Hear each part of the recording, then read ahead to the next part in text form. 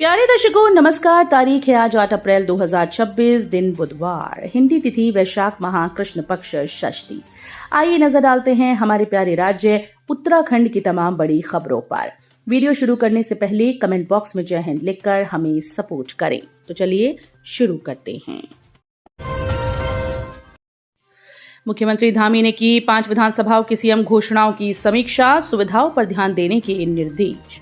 मुख्यमंत्री पुष्कर सिंह धामी ने मंगलवार को मुख्यमंत्री घोषणाओं के अंतर्गत विधानसभा क्षेत्र थराली, कर्णप्रयाग, केदारनाथ, रुद्रप्रयाग और देवप्रयाग की समीक्षा की। सीएम ने कहा कि राज्य के पर्वतीय क्षेत्रों में स्वास्थ्य सुविधाओं को बेहतर बनाने पर विशेष ध्यान दिया जाए। विधायक गणों द्वारा अपने क्षेत्र की जिन समस्याओं को उठाया जा रहा है, अधिकारी उन्हें गंभीरता से लेते हुए प्राथमिकता के आधार पर समाधान करें। जिन योजनाओं का समाधान शीघ्र हो सकता है, ये सुनिश्चित किया जाए कि उनमें अनावश्यक विलंब न हो। कार्यों में अनावश्यक देरी करने वाले अधिकारियों की जिम्मेदारी तय की जाए। विकास कार्यों में गुणवत्ता और समयबद्धता का विशेष ध्यान रखा जाए। तेज हवाएं व ओलावृष्टि की आशंका, प्रशासन अलर्ट। एडीएम ने जनता से सावधानी बरतने की अपील की।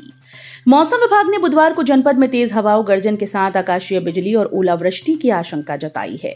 अपर जिलाधिकारी शैलेंद्र सिंह नेगी ने इस पूर्वानुमान के मद्देनजर जनता से सावधानी बरतने की अपील की।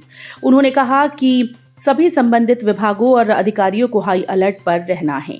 मौसम विभाग के अनुसार 40 से 50 किलोमीटर प्रति घंटा या उससे अधिक 60 किलोमीटर प्रति घंटा की रफ्तार से तेज हवाएं चल सकती हैं। अपर जिलाधिकारी ने जनपद की जनता से आवागमन में विशेष सावधानी बरतने की अपील की। साथ ही उन्होंने संबंधित तहसील, आपदा कंट्रोल रूम और जनपद आपातकालीन परिचालन केंद्र को क्षति संबंधी सूचनाओं का तत्काल आदान प्रदान करने के निर्देश दिए।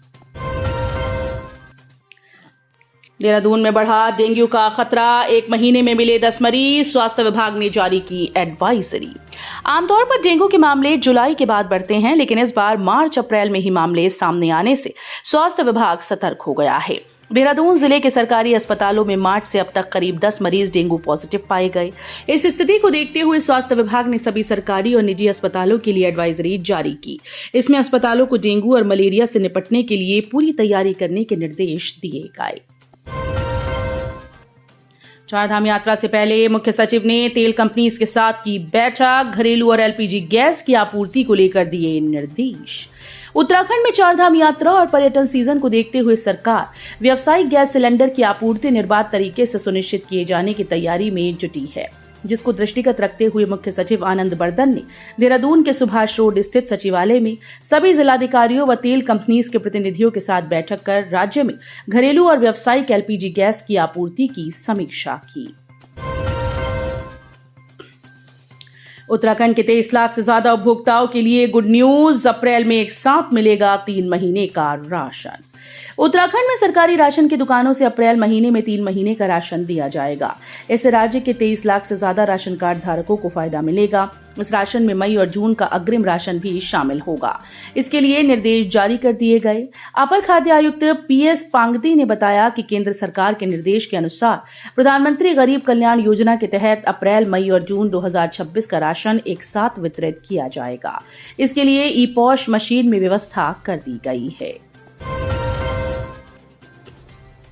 कांग्रेस में कौन शामिल होगा, कौन नहीं, हाईकमान करेगा इसका फैसला। बयानबाजी पर गोदियाल ने दी नसीहत। कांग्रेस प्रदेश अध्यक्ष गणेश गोदियाल ने कहा कि पार्टी में कौन शामिल होगा और कौन नहीं, इसका फैसला हाईकमान लेगा। सोमवार को कांग्रेस भवन में गणेश गोदियाल ने कहा कि पार्टी के किसी भी नेता को सोशल मीडिया में बयानबाजी करने के बजाय पार्टी फोरम पर अपनी बात रखनी चाहिए। उन्होंने पार्टी में शामिल होने वाले 18 लोगों की सूची हाईकमान को दी थी। इसमें स्क्रीनिंग के बाद पहले चरण में 6 नेताओं को शामिल किया गया। सभी को बिना किसी शर्त के पार्टी में लिया गया। अन्य नामों पर भी हाईकमान जल्द ही निर्णय लेगा। जिले के स्कूल्स में गहराया मिड डे मील संकट, उधार के चावल से बन रहा भोजन कई विद्यालयों में हुआ बंद। हरिद्वार जनपद के सरकारी स्कूल्स में मिड डे मील योजना की व्यवस्था एक बार फिर से पटरी से उतरती नजर आ रही है। कक्षा 1 से 8 तक के बच्चों को दिया जाने वाला मध्याह्न भोजन हेतु चावल का गंभीर संकट खड़ा हो गया। हालात इतने खराब हैं कि कई स्कूल में उधार के चावल से भोजन बनाकर बच्चों को परोसा जा रहा है, जबकि कुछ विद्यालयों में चावल न होने के कारण मिड डे मील पूरी तरह से बंद करना पड़ा। सेना की वर्दी का कपड़ा बेच रहा था दुकानदार, पुलिस और इंटेलिजेंस की संयुक्त टीम ने पकड़ा, मुकदमा दर्ज। लालकुर्ती क्षेत्र में सिविल लाइंस कोतवाली पुलिस और सेना इंटेलिजेंस की संयुक्त टीम ने सेना की वर्दी का कपड़ा बेच रहे एक दुकानदार को पकड़ा। आर्मी इंटेलिजेंस से मिली सूचना के आधार पर पुलिस ने लालकुर्ती स्थित एक दुकान पर छापा मारा। छापे के दौरान टीम ने दुकान से 400 मीटर प्रतिबंधित कपड़ा बरामद किया। इसके बाद पुलिस ने दुकानदार को हिरासत में लेकर पूछताछ शुरू कर दी।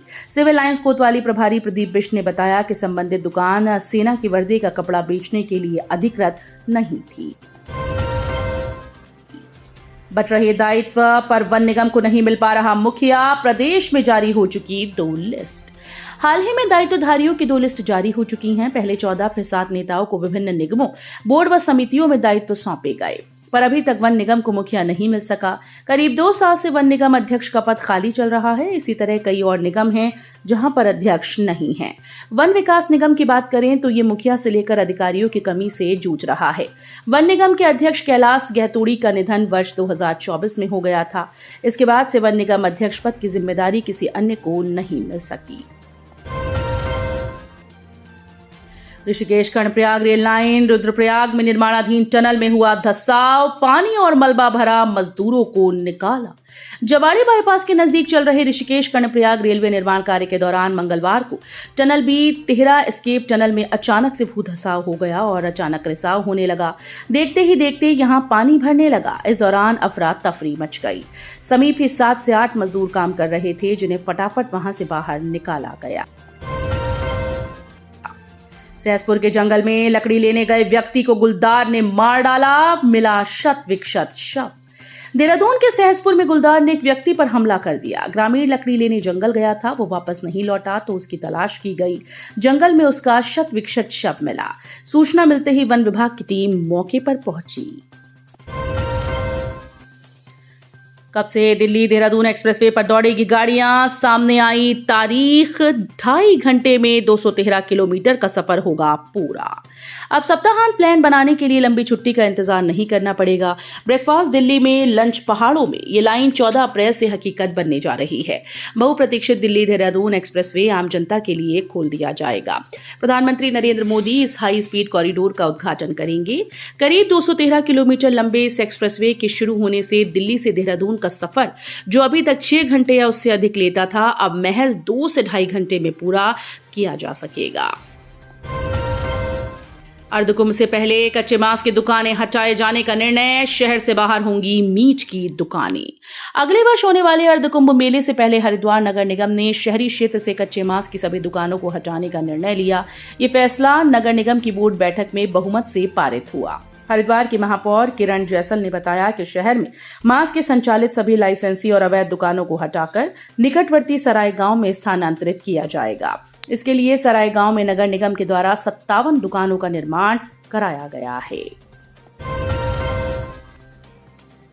सल्ट क्षेत्र में सड़क पर पलटी कार, 2 महिलाएं घायल, हायर सेंटर रेफर। अल्मोड़ा जिले के सल्ट क्षेत्र के शशिखाल बाजार के समीप स्विफ्ट डिजायर कार अनियंत्रित होकर पलट गई। इसमें सवार 2 महिलाएं घायल हुईं। दोनों को सामुदायिक स्वास्थ्य केंद्र देवालय ले जाया गया। प्राथमिक उपचार के बाद उन्हें हायर सेंटर रेफर कर दिया गया। जानकारी के अनुसार दरबान सिंह रावत 58 वर्षीय अपनी पत्नी निर्मल रावत 54 वर्षीय और भाभी माधुरी देवी 62 वर्षीय के साथ कार DL 12 सिटी 6489 से दिल्ली से अपने पैतृक गांव पैसिया गढ़कोट सल्ट जा रहे थे। वो सुबह 4 बजे दिल्ली से निकले थे और दोपहर करीब 1:30 बजे शशिखाल बाजार के पास बासुआ बैंड पार करते ही ये हादसा हो गया। तो ये थी उत्तराखंड की बड़ी खबरें। हम मिलेंगे अगले बुलेटिन में, तब तक के लिए धन्यवाद।